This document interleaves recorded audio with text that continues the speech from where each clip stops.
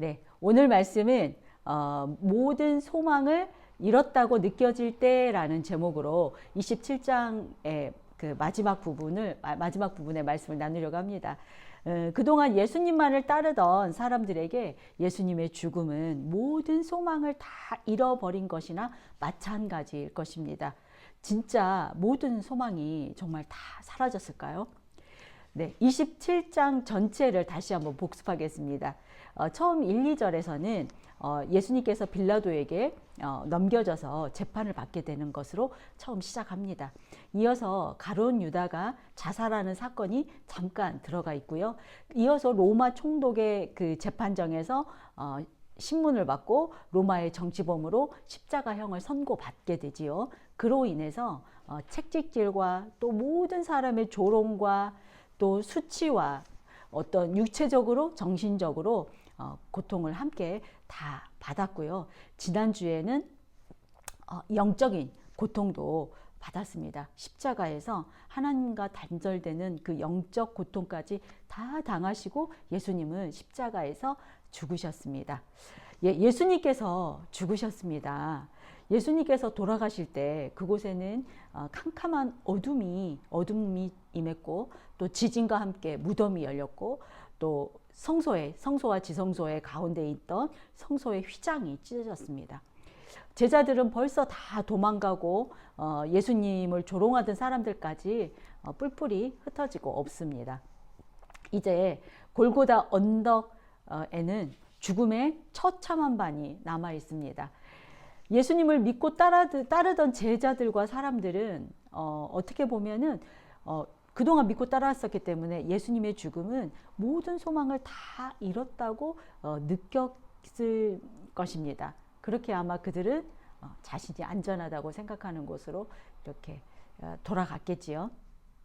그렇습니다. 그동안 예수님만이 자신들의 희망이라고 믿고 가족도 버리고 가족도 이렇게 띄워놓고 고향을 떠나서 따르던 12명의 제자들과 또 예수님께 미래를 걸고 따르던 또 다른 모든 사람들의 희망이 예수님께서 그렇게 죽어가는 모습에 그들의 소망은 갈 곳을 잃었다고 하겠습니다. 이제 그들에게는 더 이상의 희망과 미래가 없다고 여겼기에 예수님의 죽음 앞에서 모두 뒤돌아 떠나갔던 것입니다.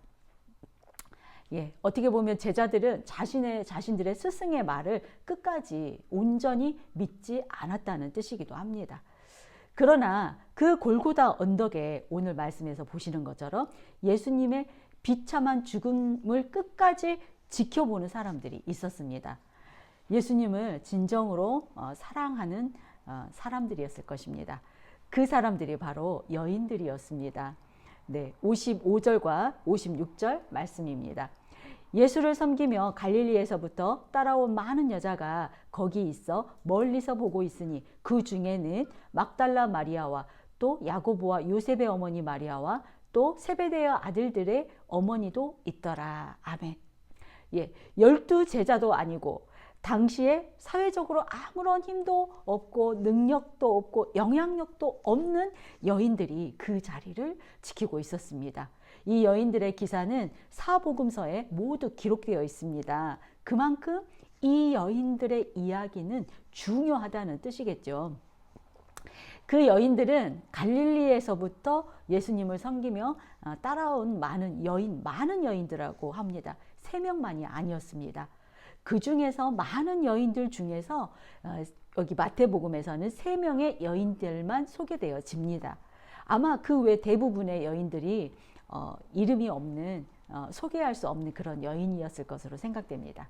세 여인은 이렇습니다. 첫 번째 여인은 막달라 마리아로 누가복음 8장에서 7 귀신 들린 여인이었지만 예수님께 치유를 받아서 나았던 여인이고, 두 번째 여인은 야고보와 요셉의 어머니라고 합니다.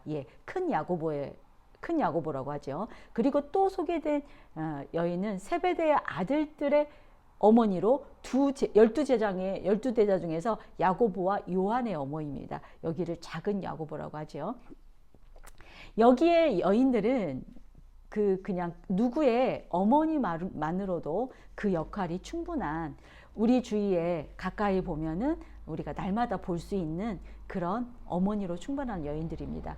이 여인들은 존재감도 없고 유명하지도 않아서 알려지지 않는 그런 여인들을 대표하고 있다고 하겠습니다.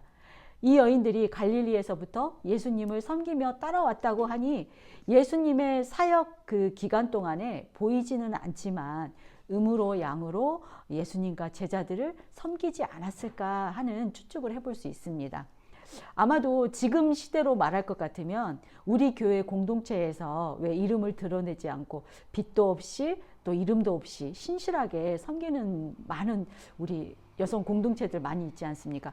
그분들과 같지 않을까 이렇게 생각되어집니다. 우리가 성경에서 섬기는 여인은 그렇게 많이 나오지 않습니다. 성경에서 섬기는 여인으로 마르다가 유명하지요. 그런데 그녀의 섬김이 마리아에 비해서 평가절하되는 것이 저는 조금 안타까웠습니다.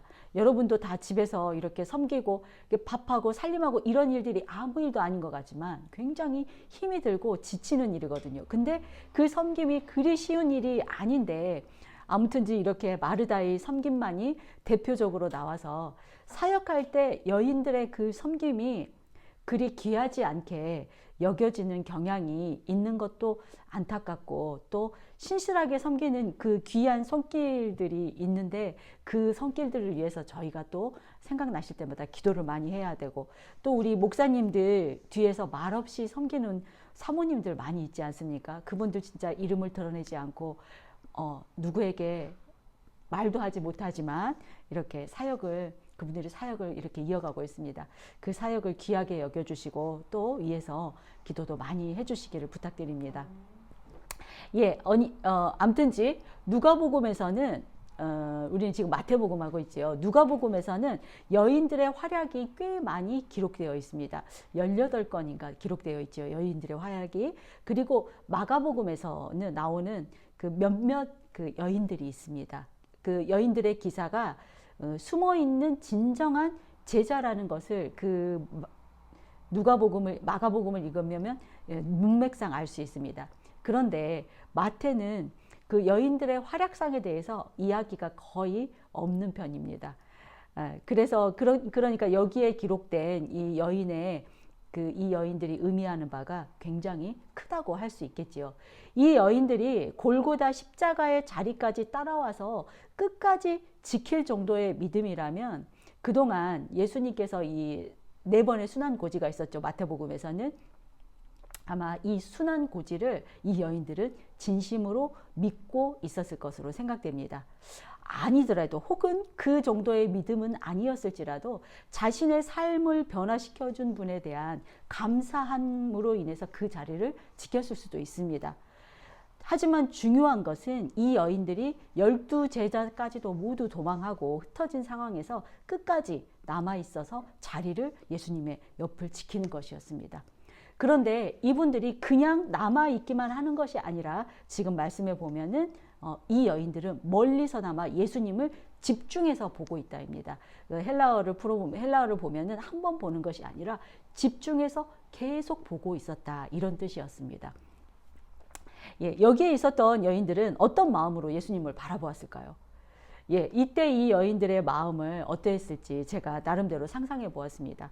제가 만약 그 현장에 있었다면은 먼저는 이렇게 마음이 너무 힘들어서 아마 많이 울었을 것 같죠.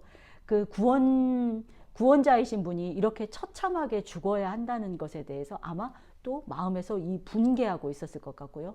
또 예수님의 시체가 그대로 이렇게 달려 있는 게 너무 안타까워서 좀 예수님의 시체를 제대로 수습해서 장사를 지내주고 싶은 마음도 있었습니다. 하지만 지금 그 당시에 이 여인들에게는 그럴 만한 능력이 없다는 것에 다시 한번 이 여인들의 마음이 무너졌을 것 같습니다. 아마 그때 하나님의 뜻을 이해하지 못하는 순간이 있었지 않았을까 하는 생각도 듭니다. 예, 제가 여기에 교회를 개척한 지는 한 2년 정도 됐습니다. 그러나 성도님은 한 분도 안 계십니다. 정말 제 생각으로는 주님의 일을 멋지게 또 폼나게 하고 싶은 마음인데 마음과는 또 마음대로 생각도 안 되고 상황도 다르지요. 제 마음으로는 선교비가 필요한 곳에 선교비도 많이 드리고 싶고, 또 재정적 지원도 해주고 싶고, 또 안타까운 분들이 주위에 이렇게 보이면은 그분들에게 어떻게 음으로 양으로 도움도 주고 싶고, 또 아직 믿음이 다 자라지 못한 분들에게 하나님을 믿는 그 사람으로서 사회적으로도 좀 이렇게 좋은 모습을 보여주고 싶잖아요. 하지만 저에게는 그럴 만한 능력이 없고 또 환경과 여건도 주어지지 않았습니다. 저를 이제 비롯한 주변에 많은 또 목사님들과 전도사님들 또 사역자들이 몇몇 분 많이 계십니다.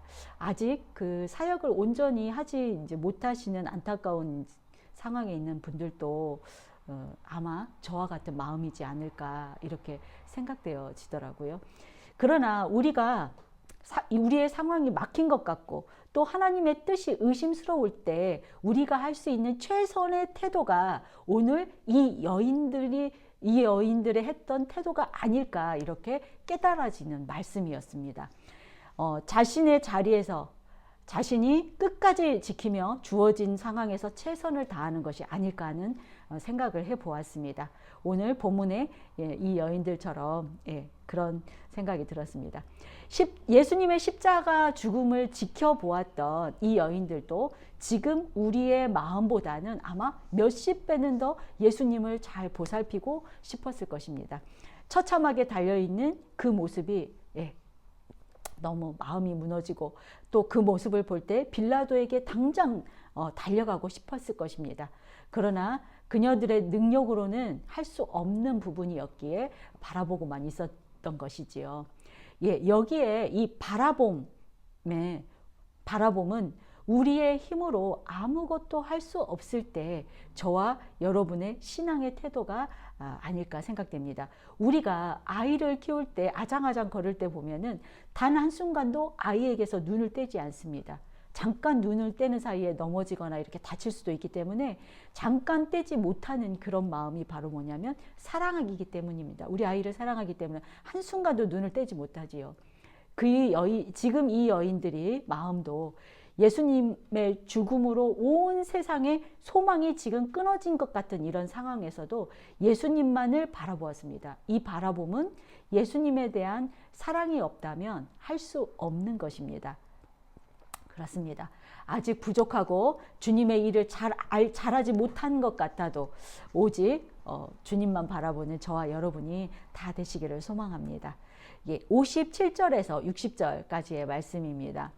저물었을 때 아리마대의 부자 요셉이라 하는 사람이 왔으니 그도 예수의 제자라. 빌라도에게 가서 예수의 시체를 달라 하니 이에 빌라도가 내주라 명령하거늘 요셉이 시체를 가져다가 깨끗한 세마포로 싸서 바위 속에 판 자기 새 무덤에 넣어두고 큰 돌을 굴려 무덤 문에 놓고 가니. 아멘.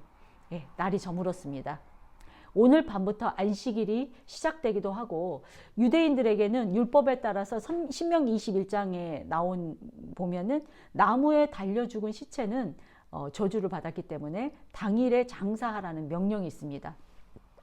그리고 예수님이 돌아가신 그 골고다 언덕에 있는 또 이 시체들은 그 저주의 형벌로 죽었기 때문에 좋은 장례는 하지 못하고 공동묘지나 그것도 안 되면 이렇게 도랑에 이렇게 묻혀야 하는 이런 신세입니다. 그때 바로 그때 예수님의 숨은 제자로 그동안 한 번도 등장하지 않았던 아리마대 요셉이 등장합니다. 다른 복음서에는 그가 사내들은 공의의 회원이고 하나님 나라를 소망하는 사람이고 의롭고 착한 사람이라고 나옵니다.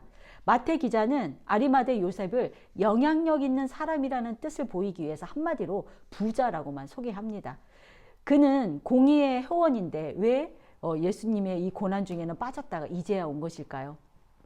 예수님의 재판을 받을 때 등장하지 않은 것으로 볼 때 아마 가야바는 모든 그 공의의 회원할 때 연락하지 않았을 것입니다.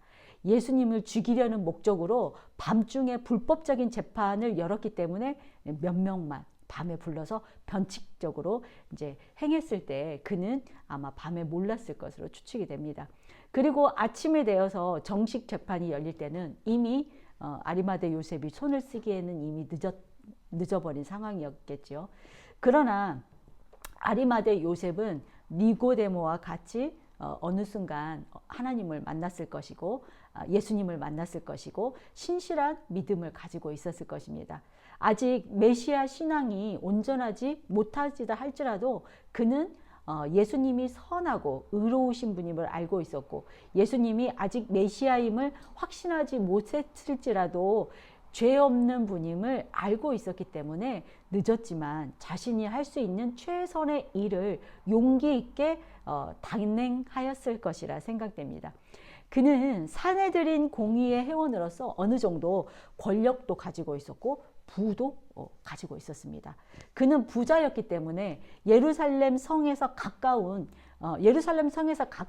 그 무덤은 비싸기 때문에 아무나 살 수 없습니다. 비싸기 때문에 그 값비싼 무덤을 소유하고 있었지요. 그렇기 때문에 그는 저주의 상징인 십자가형을 받은 예수님의 시체를 수습하여서 자신이 장사를 치른다는 것은 자신이 그동안 가지고 있던 어떤 그 많은 것들, 누리고 있는 부와 권력을 잃어버릴 수 있다는 것을 의미합니다. 그러나 그에게는 돈보다 권력보다 의로운 일이 더 중요하기 때문에 당당하고 용기 있게 빌라도에게 예수님의 시체를 달라고 요구합니다. 그리고 자신을 위해 준비해 두었던 새 무덤을 예수님을 위해서 헌신하지요. 굉장히 값비싼 헌신입니다. 그의 용기는 이렇게 참 귀하고 대단한 것이었습니다.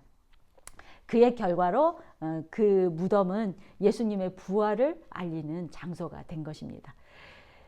예수님께서 말씀하셨습니다. 낙타가 바늘기로 들어가는 것이 부자가 하늘나라에 들어가는 것보다 쉬우니라.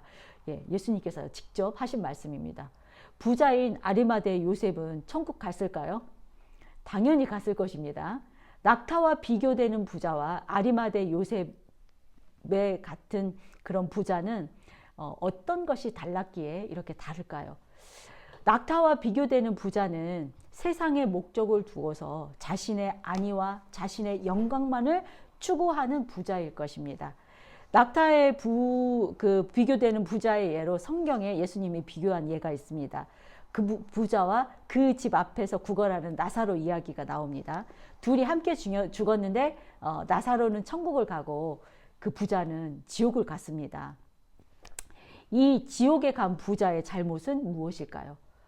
그가 어떤 죄를 지었는지 그 말씀에는 나와 있지 않지만 우리는 한 가지는 확실하게 알 수 있습니다. 확실한 그의 잘못은 잘못을 했다고 성경에 나와 있지는 않지만 자신의 눈에 보이는 가난하고 또 헐벗고 돌봄을 받아야 할 사람을 바로 자기 집 앞에 문 앞에 있었는데 돌보지 않았다는 것을 우리가 정확하게 알 수 있습니다. 바로 가진 자의 특권을 어떻게 사용하느냐입니다. 자신을 위해서는 날마다 잔치를 열었지만 가난한 이들을 위해서는 구제는 없었다는 것입니다. 혹시 여러분들에게 하나님이 허락하신 많은 것들이 있습니까? 그것이 돈이든지 부귀든지 권력이든지 명예이든지 아니면 섬기는 재능이든지 다른 사람보다 더 잘하고 또 자기에게 풍성하게 주어진 것들, 하나님의 허락한 것들이 있다면 그것은 나 자신 혼자만을 위해서 사용하라는 것이 아니라는 것을 아셔야 합니다. 아리마대 요셉처럼 자신의 권력을 이용해서 빌라도와 같은 권력자에게 당당하게 맞설 때는 맞서야 한다는 것입니다. 용기 있게 해야 합니다. 부자이기에 살 수 있었던 성 가까이에 있는 값비싼 새 무덤을 예수님을 위해서 아낌없이 헌신한 것처럼 권력과 재물과 재능을 이렇게 흘려보내야 한다는 것은 오늘 이 말씀 아리마대 요셉을 통해서 깨닫는 은혜가 있기를 소망합니다. 61절입니다. 거기 막달라 마리아와 다른 마리아가 무덤을 향하여 앉았더라. 아멘. 다른 복음서에서는 아리마대 요셉과 니고데모가 함께 니고데모가 향유를 준비하고 또 이렇게 깨끗한 세마포로 그 향유와 함께 예수님의 장례를 치르고 새 무덤에 이렇게 안치했다고 나옵니다. 그리고 그 장례의 과정을 또 그 무덤까지 그 여인들이 지켜보고 있습니다. 아마 그 마음속으로 기도도 하고 있었을 것입니다. 지금은 예수님의 죽음으로 인해서 제자들이 모두 떠나고 예수님 자신마저 십자가에 죽었습니다. 이러한 상황은 어떻게 보면은 예수님의 사역이 끊어진 것처럼 보입니다. 그러나 이름 없는 여인들의 이런 진정한 믿음과 사랑으로 인해서 예수님의 사역은 12 제자들이 아니라 이 여인들에 의해서 이어지고 있었습니다. 예, 이 여인들은 십자가의 죽음부터 예수님이 그 묻히고 돌로 다치는 것까지 정확하게 바라보고 있었습니다. 이 바라봄으로, 이 단순한 바라봄으로 인해서 복음의 증인이 됩니다. 나중에 논란이 되고 있는 예수님의 무덤은 빈 무덤이었다. 이것도 이 사건에 대해서 산 증인이 되고, 또 예수님의 죽음과 부활이 역사적 사실이었다는 것을 이 바라봄을 통해서 증명이 됩니다. 예수님의 죽음과 무덤까지 지켜보았던 이 여인들은 예수님의 부활을 처음 목격하고 제자들에게 소식을 전하게 됩니다. 복음이지요. 이름 없는 여인들의 이 간절하지만 단순한 믿음과 사랑의 행동은 그 입술을 통해 최초의 복음을 전하게 되는 영광을 받게 되는 것입니다. 할렐루야이지요. 예, 거기에 있던 여인들은 제자들에게 예수님의 부활을 전함으로써 끊어진 것 같았던 예수님의 사역을 이어주게 되는 것입니다. 그래서 아마 이 여인들의 등장이 사복음서에 다 나와 있던 것 같습니다. 예, 저를 포함해서 주위를 보면은 여자라서 나이가 많아서 또 그리 많은 능력을 갖지 않았기 때문에 사역하기가 쉽지 않습니다. 그러나 오늘 본문의 이 여인들처럼 자신의 능력을 뛰어넘어서 대단한 무언가를 하지 않아도 된다는 것을 알게 됩니다. 그저 주님만 바라보며 자신의 자리에서 최선을 다하는 것입니다. 대단한 것을 하지 않아도 자신에게 허락된 시간과 상황에 충실하게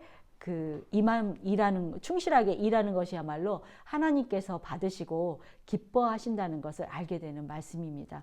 하나님에게 공짜는 없다고 하지요. 기운 내십시오. 신실한 성도님들, 눈에 보이는 사역이 아니라 해도 빛도 없이 이름도 없이 최선을 다하는 믿음의 태도는 반드시 하나님께서 기뻐하신다는 사실이 믿어지시길 주님의 이름으로 축복드립니다. 네, 마지막 62절에서 66절까지의 말씀입니다. 그 이튿날 준비일 다음 날이라 대제사장들과 바리새인들이 함께 빌라도에게 모여 이르되 주여 저 속이던 자가 다시 살아 있을 때에 말하되 내가 사흘 후에 다시 살아나리라 한 것을 우리가 기억하노니 그러므로 명령하여 그 무덤을 사흘까지 굳게 지키게 하소서. 그의 제자들이 와서 시체를 도둑질하여 가고 백성에게 말하되 그가 죽은 자 가운데서 살아났다 하면 후에 속임이 전보다 더 클까 하나이다 하니 빌라도가 이르되 너희에게 경비병이 있으니 가서 힘대로 굳게 지키라 하거늘 그들이 경비병과 함께 가서 돌을 임봉하고 무덤을 굳게 지키니라. 아멘. 네, 바라바를 살리고 예수를 죽이라 이렇게 소리를 치던 백성들의 동요는 예수님의 십자가 처형으로 인해서 어느 정도 이렇게 진정되는 듯 보였습니다. 그러나 예수님께서 십자가상에 계실 때 일어난 어둠의 사건과 죽음의 순간에 일어난 지진과 무덤이 열리고 성소 휘장까지 찢어지는 사건들이 이 유대인들에게는 다시 동요를 일으키기에 충분한 사건이었습니다. 그들은 모두 예루살렘에 같이 있었기 때문에 그것들을 보고 예수님의 죽음이 심상치 않음을 느꼈음에 틀림이 없습니다. 외경인 베드로서에는 다음 날이 토요일 안식일이었지만 백성들 중에 많은 사람들이 그 성 밖으로 나와서 십자가 언덕으로 모여들었다고 합니다. 그렇기 때문에 동요하고 있는 이 백성들을 이 대제사장들과 이 당국자들은 이제 불안함을 느꼈겠지요. 그래서 대제사장들을 비롯한 당국자들은 다시 민중들의 동요가 일어날까 봐 불안함을 느끼고 그들은 백성들의 동요를 막기 위해서 율법까지 어기고 안식일임에도 불구하고 빌라도의 궁정에 찾아가야만 했던 것입니다. 그들은 예수님의 죽음이 확실해질 때까지 3일 동안 예수님의 시체를 지켜야 한다고 강력하게 빌라도에게 요청합니다. 유대인들에게는 이런 전통이 있습니다. 사람이 죽고 3일이 지나야 완전하게 진정으로 죽었다고 판결을 내린다고 합니다. 왜냐하면 3일 안에는 완전히 죽지 않을 수도 있고, 그때는 뭐 의료 시술이 발달하지 않았기 때문에, 또 가끔 완전히 죽지 않아서 살아나는 사람들도 있었기 때문에 그렇게 하나 봅니다. 그래서 유대인들은 사람이 죽었다고 확실하게 인정하는 것은 3일이 지나야만 인정을 합니다. 그리고 예수의 시체를 제자들이 훔쳐가서 숨기고선 예수님이 3일 만에 살아났다, 이렇게 속임수를 쓰지 않도록 시체를 지켜야 한다고 말하고 있습니다. 그들이 예루살렘의 백성들 같이, 아니 그보다 더 예수님의 죽음으로 인해서 하나님의 진노하심을 더 잘 느꼈을 텐데도 그들은 왜 변하지 않고 예수님이 메시아임을 인정하지 못하고 있는 것일까요? 그 이유는 지금 자신들이 누리고 있는 세상에서의 권세와 자신들의 권력을 지켜야 하는 것에 더 마음을 두고 거기에 최선을 다하고 있기 때문입니다. 세상적인 것에 눈이 멀어서 하나님의 일에는 눈을 가리워진 것입니다. 아리마대 요셉과는 대조적인 것을 볼 수 있지요. 지금 우리에게는 경고되는 말씀이라고 하겠습니다. 우리들도 믿는다고 하죠. 믿음의 여정 가운데 있지만 하나님의 우리가 믿음의 여정 가운데서 많은 기적도 보고 역사하심도 보고 우리 안에서 이렇게 내주에서 우리를 역사하시는 또 다스림도 경험하게 됩니다.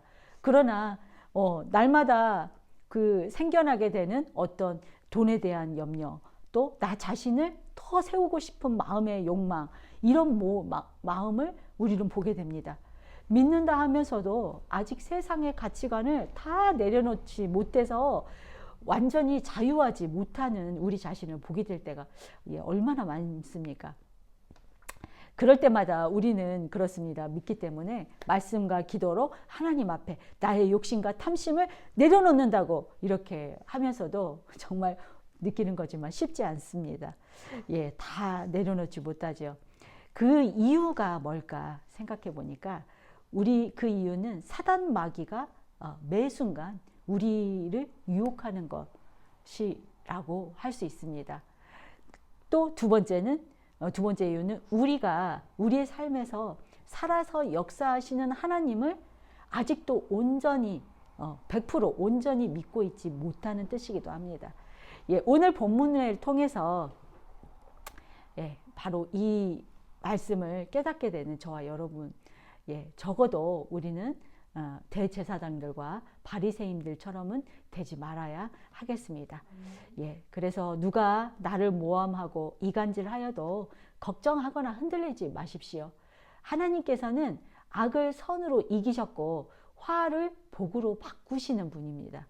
만약 여러분이 오직 하나님만을 믿고 악한 일을 당해도 담대할 수 있다면은 여러분도 이미 예수님과 같이 승리한 것입니다. 부활의 여명이 이미 우리를 향해서 밝아오고 있음을 잊지 마십시오. 정리하겠습니다. 오늘 말씀의 제목은 모든 소망을 잃었다고 느껴질 때입니다. 우리는 이 땅 가운데 살아가기에 평생 동안 사단 마귀의 유혹에서 벗어날 수 없습니다. 그리고 내일의 희망이 끊어진 것 같은 상황에 놓일 때가 너무나 많이 있습니다. 사방이 막히고 희망적인 내일이 보이지 않을 때 오직 그리스도만을 바라보았던 여인들을 기억하십시오. 대단한 것을 바라는 것은 우리 자신들이지 하나님은 우리에게 대단한 것을 바라지 않습니다. 우리의 능력을 넘어서는 것을 바라지 않습니다. 그렇죠? 하나님은 저와 여러분의 대단한 것이 아닌 그저 바라봄의 작은 것마저도 선하고 귀하게 사용하시는 분임을 깨닫고 믿어지는 은혜가 이 시간 다 저와 여러분에게 있으시기를 예수님의 이름으로 축원드립니다.